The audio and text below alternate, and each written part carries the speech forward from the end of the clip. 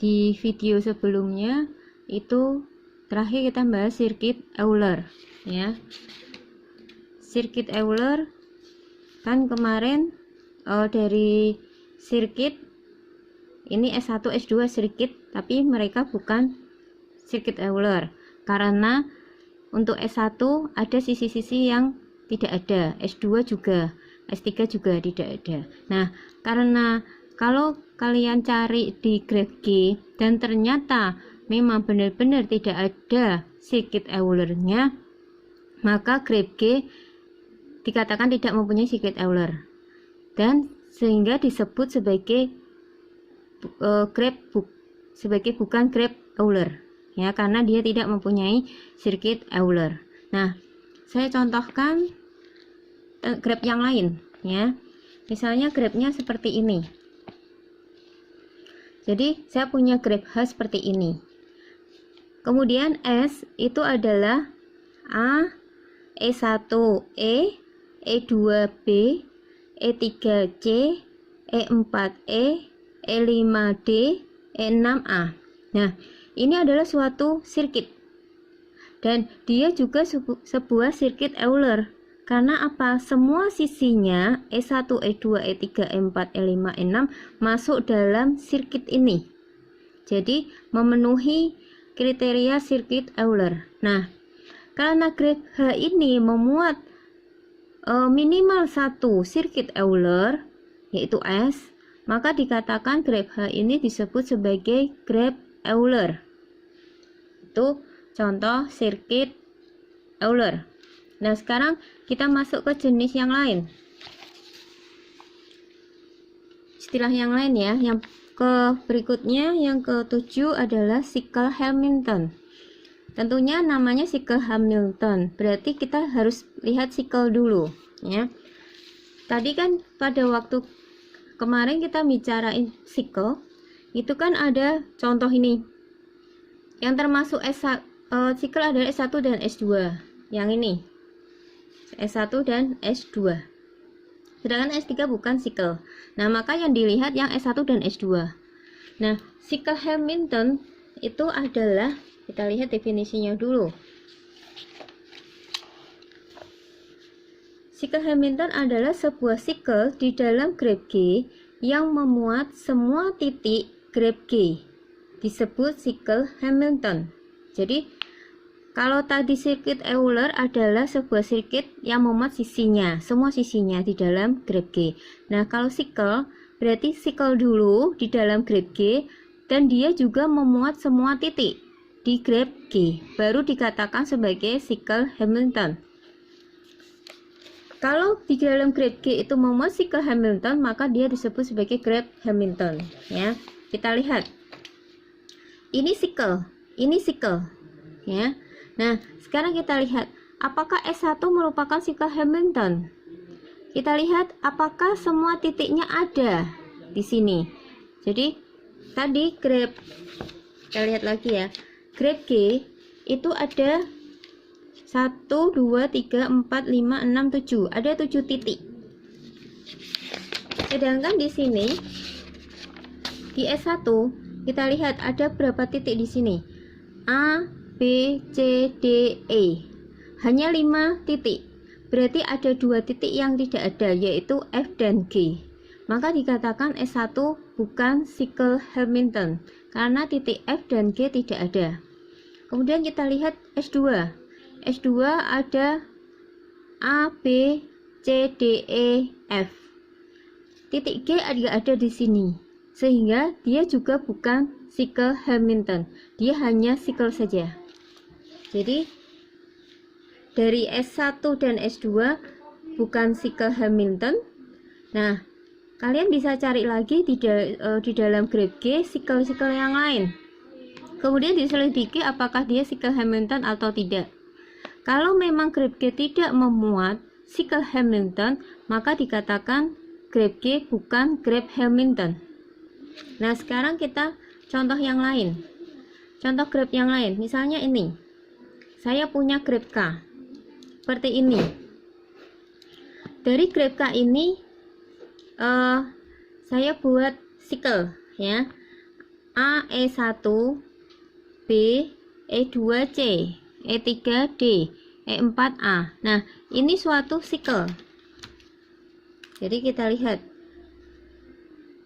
dari A ke A, terus kemudian tadi sikel adalah sisinya berbeda, ya. Nah, maka ini di sini dikatakan semua titik awal dan semua titik internalnya berbeda, ya. Itu sikel, ya. Jadi lihat, titik awal dan inti internalnya berbeda, maka dia berarti sikel. Nah, kemudian dia jejak tertutup. Nah, artinya berarti kan sudah masuk di definisi sikel, ya. Jejak tertutup, titik awal dan titik internalnya semua berbeda, maka dia sikel. Nah, apakah dia sikel Hamilton? Kita lihat apakah semua titiknya berada di sini. A, B, C, D. Semuanya ini kan ada 4 titik masuk di sini semuanya, sehingga dia dikatakan sikel Hamilton. Karena graf K mempunyai sikel Hamilton atau memuat sikel Hamilton, maka graf K disebut sebagai graf Hamilton. Jadi ini contoh graf Hamilton, ya. Nah, sekarang kita masuk ke istilah yang lain, graf terhubung. G, graf terhubung. Sebuah graf G dikatakan terhubung jika G graf sederhana dan untuk setiap dua titik U dan V di G terdapat lintasan yang menghubungkan kedua titik tersebut. Jadi tidak ada dua titik di dalam graf G yang tidak terhubung. Jadi semua titik akan terhubung satu sama yang lain, ya. Sebaliknya, kalau graf G disebut graf tak terhubung atau terputus, itu kalau ada titik U dan V, salah satunya, ya, satu saja titik yang tidak ada penghubungnya di situ. Kemudian contohnya, ya, coba kita contohnya dulu graf terhubung sama yang graf tak terhubung. Misalnya ini dikatakan graf terhubung karena semua titiknya, dua titik itu terhubung, terdapat lintasan, terdapat sisi. Jadi misalnya A itu terhubung dengan F, B terhubung dengan F, dengan C juga terhubung, C terhubung dengan B, terhubung dengan F juga, D terhubung dengan F, kemudian E terhubung dengan F, F terhubung dengan semuanya. Jadi tidak ada satu titik pun di sini yang tidak terhubung. Nah, beda dengan yang ini. Yang ini graf, ini satu kesatuan graf, ya. Terdiri dari 1 2 3 4 5 6 7 8 9 10 titik. Ada 10 titik di dalam graf ini. Nah, lihat di sini. Ada titik yang tidak terhubung. Jadi E ini tidak terhubung dengan titik manapun. Baik dengan B, dengan F, atau dengan G, atau dengan A, atau dengan C, atau dengan D, atau dengan H, atau dengan I, atau dengan C. Jadi E itu sendiri. Nah, maka dikatakan sebagai graf tidak terhubung. Terus kita definisikan lagi, itu tentang graf terhubung dan tidak terhubung atau terputus, ya. Nah, sekarang sebuah komponen dari graf adalah sebuah graf bagian terhubung maksimal titik dan sisi dari G. Jadi sebuah graf terhubung hanya memiliki satu komponen. Jadi namanya komponen dalam graf itu adalah graf bagian terhubung maksimal titik dan sisinya dari G. Nah, berarti di sini ini hanya punya satu komponen ini saja. Ini satu komponen ini. Beda dengan yang ini. Yang graf yang tidak terhubung dia punya berapa? Ini graf 1, graf 2, ini graf 3. Sebuah titik pun bisa dikatakan sebagai graf, kan? Jadi disebut graf. Jadi ada 3 komponen di sini. 1, 2, 3. Jadi maka dikatakan di sini dia graf tak terhubung dengan 3 komponen. Kemudian istilah berikutnya pohon atau tree. sebuah graf terhubung tanpa sikel disebut pohon. Apa tadi sikel? Kita lihat definisi sikel. Nih. Sikel itu jejak tertutup. Jadi titik awal dan titik akhirnya sama. Kemudian titik awal dan titik internalnya semuanya beda. Nah, ini disebut sikel. Nah, sekarang ini. Jadi pohon itu graf tapi tanpa sikel. Dia tidak punya sikel kayak seperti itu. Nah, setiap sebuah graf yang setiap komponennya pohon tree itu, maka disebut sebagai hutan atau forest ya. Jadi ini contoh tree atau pohon. Jadi ini di sini tidak ada, kita tidak akan menemukan namanya sikel. Jadi jalan dari titik itu kembali ke titik yang itu lagi kan nggak bisa kan, karena nggak ada yang terhubung. Jadi ini kalau ini kan nggak, misalnya titik ini kembali lagi ke titik ini nggak bisa lagi ya. Misalnya ini pun titik kembali ke titik ini tidak ada, jadi tidak punya sikel memangan, maka dikatakan sebagai pohon. Nah, kalau ini ada banyak, nah seperti ini, maka baru dikatakan hutan atau forest. Sekarang berikutnya ada namanya komplement graf ya. Misalkan G itu adalah graf sederhana. Komplement G itu ditulis G bar. Adalah graf sederhana yang himpunan titik sama dengan himpunan titik G. Jadi himpunan titik di dalam G bar itu akan sama dengan himpunan titik di dalam G. Dan dua titik U dan V di dalam G bar berhubungan langsung jika U dan V tidak berhubungan langsung dengan di G. Artinya seperti ini. Kalau U dan V di dalam G tidak terhubung, maka nanti di dalam G barnya akan terhubung. Demikian juga sebaliknya. Jika U dan V di dalam G terhubung, maka di dalam G bar tidak terhubung. Contoh. Saya punya G ini. Ya, seperti ini. Kemudian saya mau buat komplementnya, ya. Berarti di titik-titik aja. Di titik-titik A-nya sama A, B, C, D, E. Titik-titik semuanya. Terus kemudian kita lihat A dan B dia di sini terhubung. Maka nanti di komplementnya tidak terhubung. Berarti di sini A sama B tidak terhubung. Kemudian lihat lagi, A sama E terhubung. Berarti di sininya tidak terhubung. A sama D terhubung, berarti di sininya tidak terhubung. Terus kemudian kita lihat A sudah, B sama C terhubung, maka di sini tidak terhubung. Kemudian C sama E terhubung, maka di sini tidak terhubung. C sama D terhubung, maka di sini juga tidak terhubung. Kebalikannya.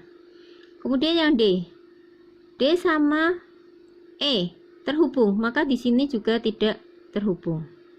Nah, itu kan yang terhubung di sini. Nah, kebalikannya, yang di sini tidak terhubung, di sini menjadi terhubung. Contoh, tadi A, B, D terhubung ya. Sekarang A sama C kan tidak terhubung nih. Maka di sini jadi terhubung, dihubungkan A sama C. Ya. Kemudian B sama E tidak terhubung, maka dihubungkan. B sama D juga tidak terhubung, maka ini dihubungkan. Terus kemudian C sudah terhubung. Semuanya tadi A sudah ya, C sama A ini sudah terhubung. Kemudian D sama B tadi sudah terhubungkan dengan B. Kemudian E terkoma B ini juga terhubungkan. Gitu ya. Jadi kebalikannya. Ya, kalau di sini terhubung, di sini tidak. Kalau di sini tidak terhubung, di sini jadi terhubung. Gitu aja. Nah, kalau G itu sebuah graf, ya, apabila G itu isomorfik terhadap G barnya, maka G disebut sebagai grep komplementari. Contoh, nih,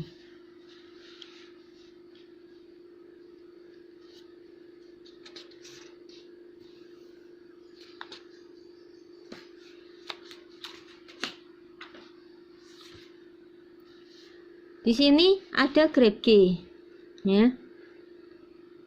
A, B terhubung, maka di sini tidak. A, B, C terhubung, di sini tidak. Kemudian D, A terhubung, di sini tidak. Kemudian A, C terhubung, tidak terhubung di sini. Berarti di grep komplementnya akan terhubung. Kemudian BD tidak terhubung, maka di sini juga kebalikannya akan terhubung. Kemudian DC di sini tidak terhubung, maka di komplementnya akan terhubung. Nah, ini bisa juga kita buat korespondensi satu-satu antara G dan G bar. Maka kalau ada korespondensi satu-satu, maka dia adalah isomorfik. Kalau dia isomorfik, maka dikatakan sebagai grep komplementari. Ya. Ini enggak ada dannya ya.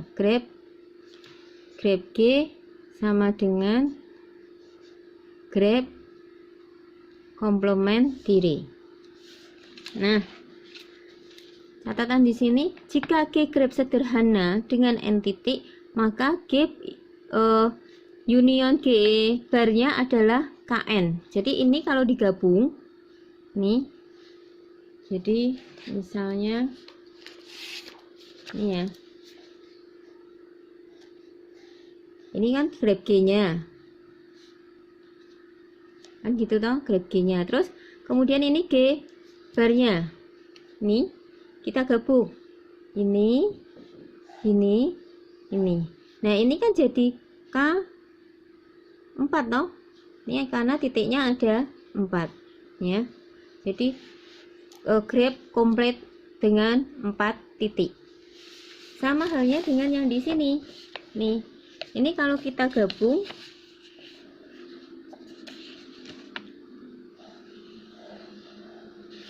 nih misalnya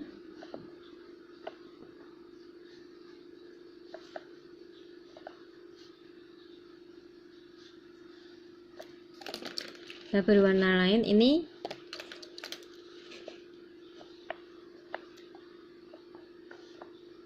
nah, kalau kita gabung dengan komplementnya, nih, kalau kita gabung dengan ini, oh berarti AC terhubung, nih. Kemudian AD dihubungkan. Kemudian ini juga terhubung. Nah, maka kan jadi grep komplit. A terhubung sama B, sama C, sama D, sama E. B juga terhubung sama A, sama C, sama D, sama E. C terhubung sama A, sama B, sama E, sama D. D terhubung sama A, sama E, sama C, sama B. E juga terhubung sama A, terhubung sama B, terhubung sama C, terhubung sama D. Maka dia dikatakan sebagai grep komplit dengan 5 titik. Gitu. Ini tentang grep. Poin ini udah masuk poin 4, subbab 41 ya. 41 kemarin tentang definisi dan terminologi. Nanti kita lanjut ke subbab 4.2.